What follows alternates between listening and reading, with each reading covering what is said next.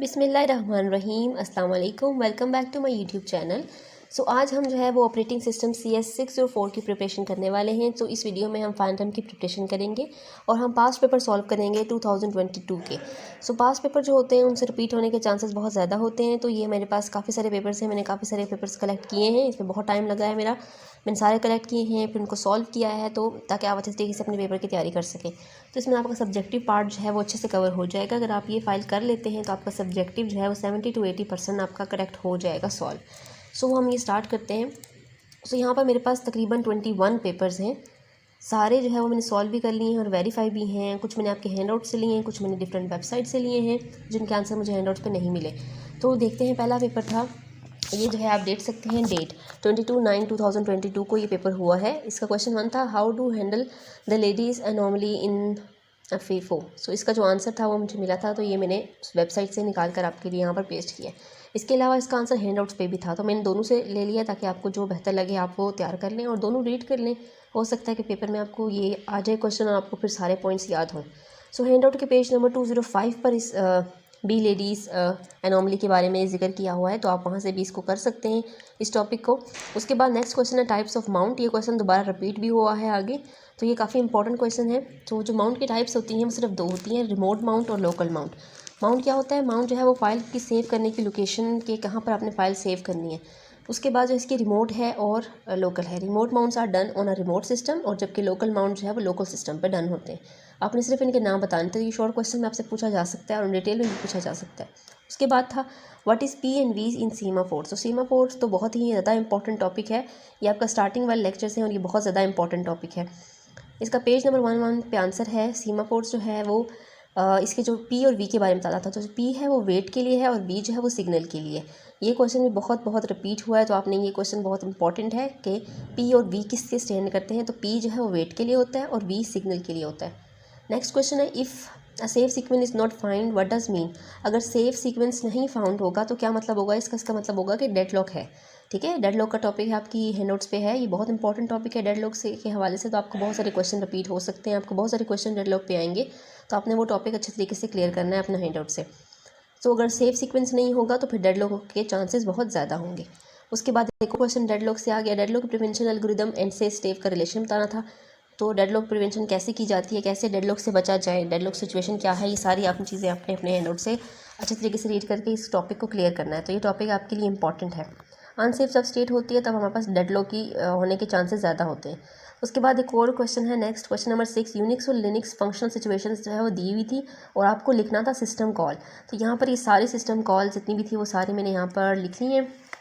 ये मैंने एक वेबसाइट से स्क्रीनशॉट अटैच किया है, तो इसको देख लेते हैं। सो ये सारे सिस्टम कॉल्स हैं और ये सारे उसकी डिस्क्रिप्शन है। तो आपको ये डिस्क्रिप्शन दी हुई थी पेपर के अंदर और आपने सिस्टम कॉल बतानी थी कि ये कौन सी सिस्टम कॉल है। तो ये सारे आपने अच्छे तरीके से रीड करने हैं, आपसे कोई भी पूछे जा सकते हैं, तो इसलिए आपको ये सारे अच्छे तरीके से करना है। तो ये टेबल बहुत इंपॉर्टेंट है। उसके बाद नेक्स्ट क्वेश्चन है, write two condition when the invoke deadlock deduction. तो ये वाला क्वेश्चन आपके हैंडआउट्स में था कि डिडक्शन के दो जो है कंडीशंस हैं, वो दो क्या हैं, दो फैक्टर क्या हैं। How often deadlock likely to occur, कि कितना डेडलॉक अकर होता है, और how many process will be affected by the deadlock when it happen. जब डेडलॉक होगा तो कितने प्रोसेस उस पर अफेक्ट करेंगे। तो ये दो जो है वो फैक्टर थे डेडलॉक डिडक्शन के। उसके बाद नेक्स्ट चलते हैं क्वेश्चन नंबर 8 पे, if no free frames are there a page is replace to make space for desire page, what step the page replacement के जो स्टेप्स थे, ये 4 स्टेप हैं, ये आपके हैंड नोट्स पे दिए हुए। Find the location of the desire page on the disk, पे आप लोकेशन फाइंड करें, उसके बाद फ्री फ्रेम फाइंड करें, उसके बाद डिजायर पेज को रीड करें और उसको रीस्टार्ट कर दें अपने प्रोसेस को। तो ये 4 जो है वो इसके स्टेप्स हैं। ये भी बहुत इंपॉर्टेंट क्वेश्चन है, 5 मार्क्स का दिया हुआ था।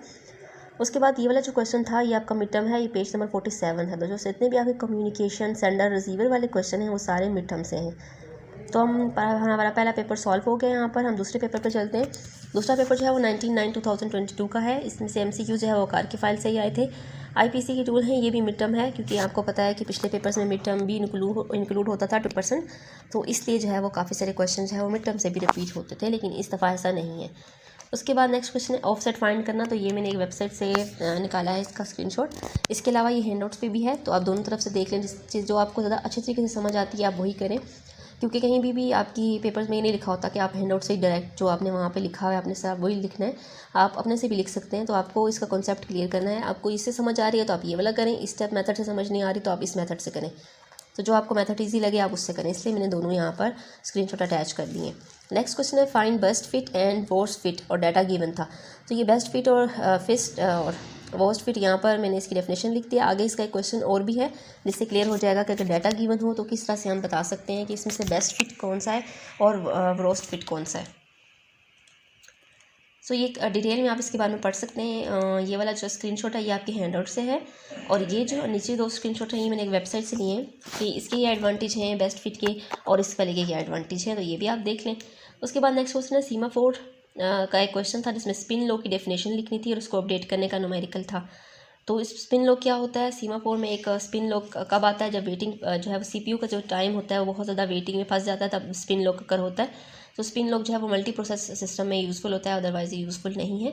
तो आपने ये स्पिन लॉक का कॉन्सेप्ट भी यहाँ से कर लेना है, ये क्वेश्चन भी हो सकता है कि आपको आ जाए। उसके बाद हम चलते हैं अपने नेक्स्ट क्वेश्चन पे। नेक्स्ट क्वेश्चन है फाइंड नेक्स्ट फिट। ये मुझे बुक में नहीं मिला कि नेक्स्ट फिट कैसे फाइंड करते हैं, लेकिन इसका मुझे एक वेबसाइट पे मिल गया था, तो ये मैंने वहाँ से स्क्रीनशॉट अटैच किया।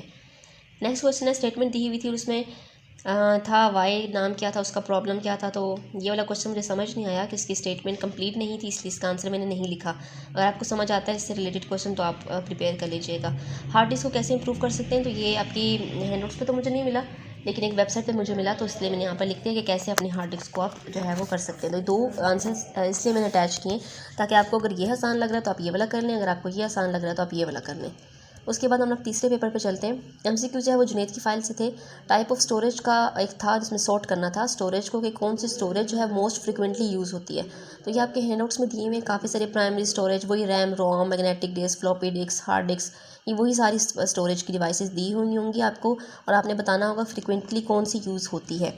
तो यहाँ पर ये मैंने इन तरतीब से लिख लिया है कि सबसे पहले हार्ड डिस्क सबसे ज़्यादा यूज़ होती है, फिर मैग्नेटिक डिस्क सबसे ज़्यादा यूज़ होती है, फिर पेन ड्राइव है, SSD है। तो ये आपने सारे आंसर देख लेने। इसके अलावा ऑप्टिकल डिवाइस भी यूज़ होती हैं स्टोरेज के लिए। उसके बाद मल्टी प्रोग्रामिंग का क्वेश्चन है, तो मल्टी प्रोग्रामिंग भी आपका मिड टर्म में था, तो इसलिए इसको मैंने यहाँ पे सॉल्व नहीं किया। उसके बाद एक क्वेश्चन था प्री पेजिंग का, तो ये प्री पेजिंग का टॉपिक भी आपके हैंडआउट में मौजूद है। सेमाफोर का क्वेश्चन दोबारा से आ गया। सेमाफोर का क्वेश्चन अभी हमने देखा था, वेट और सिग्नल का सिंटैक्स लिखना था, तो वो भी हमने P और V देखा था। तो अभी इसका सिंटैक्स भी देख लेते हैं कि कैसा है। तो ये बहुत इंपॉर्टेंट क्वेश्चन है। तो ये जो है हमारे पास सिंटैक्स है वेट सिग्नल का, आपने बिल्कुल इस तरह से याद करना है कि वेट, फिर ब्रैकेट एस, फिर कर्ली ब्रेसेस, वाइल, और इस तरह से कंडीशन लिखनी है, और सिग्नल का भी आपने ऐसे सिंटैक्स याद करना है। ये का क्वेश्चन काफ़ी रिपीट हुआ और ये बहुत इंपॉर्टेंट है, तो ये आपने बिल्कुल छोड़ना नहीं है। उसके बाद बफर, बाउंडेड बफर में से था, तो ये बाउंडेड बफर वाला टॉपिक भी मैंने अटैच कर दिया है। प्रोड्यूसर और कंज्यूमर वाला क्वेश्चन भी बहुत दफ़ा रिपीट हो चुका है प्रीवियस पेपर्स में। 2022 में भी रिपीट हुआ है, 21-20 में भी रिपीट हुआ है, तो हो सकता है कि 23 में भी रिपीट हो जाए। तो ये क्वेश्चन आपने ज़रूर करना है। इसमें क्या था, कोड गिवन था और आपने मिस्टेक बतानी थी। अब वो क्या करेंगे, आपको कोड तो दिया होगा, उनने कोई ना कोई उसमें से कोई मिस्टेक की होगी और आपको बताना पड़ेगा कि क्या मिस्टेक है। तो ये है प्रोड्यूसर का कोड। आपने बिल्कुल इसको अच्छे तरीके से अपने माइंड में बिठाना है ताकि आपको अगर ये कोड दिया हो और कोई मिस्टेक हो तो आप फ़ौरन मिस्टेक आइडेंटिफाई कर सकें। और ये कंज्यूमर का कोड है। तो ये 5 नंबर का क्वेश्चन है, ये बहुत इंपॉर्टेंट है, इसलिए अपने दोनों कोड अपने माइंड में रखने। उसके बाद नेक्स्ट क्वेश्चन है, ये भी क्वेश्चन काफ़ी इंपॉर्टेंट है। इस तरह के बड़े बड़े सिनेरियोज अक्सर आपके पेपर में आ जाते हैं, आप जिसमें आपको डिफरेंट तरह के सिनेरियोज दिए होते हैं और फिर जो है वो आपने उनको समझ कर सॉल्व करना होता है। अब ये क्या सिनेरियो, सबसे पहले इसको आप समझें, आराम से इसको रीड करें, इसको समझने की कोशिश करें, उसके बाद ही आंसर लिखें। If the page fault rate is very high, अगर पेज फॉल्ट रेट बहुत हाई होगा तो CPU की जो यूटिलाइजेशन है वो बहुत लो हो जाएगी। तो ऑपरेटिंग सिस्टम ने सोचा कि क्यों ना कि हम डिग्री ऑफ मल्टी प्रोग्रामिंग को इंक्रीज़ कर दें, जिससे जो है वो CPU की यूटिलाइजेशन ज़्यादा हो सके। तो क्या ये अच्छा है या क्या बुरा है, तो आपने इसको बताना था कि ये गुड है या बैड है, और आपने साथ में रीज़न भी लिखने थे। तो ये 5 मार्क्स का क्वेश्चन था, 2022 में ये रिपीट हुआ है। तो ये आपके हैंडआउट्स पे टॉपिक है कि ये बिल्कुल भी अच्छा नहीं है। लो CPU यूटिलाइजेशन हो जाती है, इससे ये बिल्कुल भी, this will make the problem worse, ये प्रॉब्लम को और ही जो है वो बिगाड़ देगा।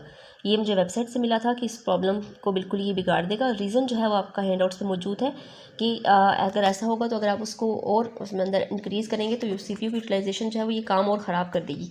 सो इसको थ्रेशिंग भी कहते हैं। ये वाला टॉपिक भी आपके हैंडआउट्स में मौजूद है। उसके बाद चलते हैं अपने पेपर नंबर 4 पर। पेपर नंबर 4 जो है वो 18/9/2022 का है। सो टाइमिंग भी साथ मेंशन है। MCQs वक़ार के और जुनैद की फ़ाइल से थे मोस्टली, और सब्जेक्टिव जो है वो मिक्सअप था।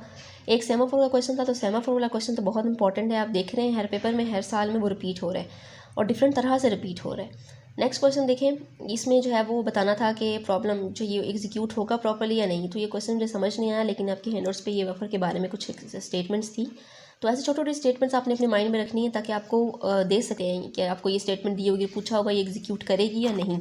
जब आपको स्टेटमेंट याद होगी तभी आप बताएंगे कि हाँ ये एग्जीक्यूट करेगी या फिर ये नहीं एग्जीक्यूट करेगी। उसके बाद सेंडर रिसीवर वाला क्वेश्चन है, तो ये मिड टर्म से था।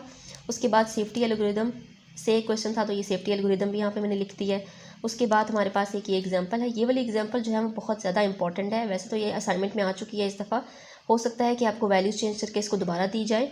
तो ये वाली एग्जांपल बहुत इंपॉर्टेंट है, आपने अच्छे तरीके से करनी है। नंबर ऑफ़ बिट्स फाइंड कैसे करते हैं, so bit needed for F, number of bit needed for D, logical address और फिजिकल एड्रेस, तो ये आपको फाइंड करने के लिए दिया जा सकता है पेपर के अंदर। उसके बाद पेचिंग और थ्रेशिंग से रिलेटेड था। ये पेचिंग और थ्रेशिंग दोनों बहुत इंपॉर्टेंट टॉपिक हैं, तो आपने ये दोनों टॉपिक अच्छे तरीके से अपने हैंडआउट से करने।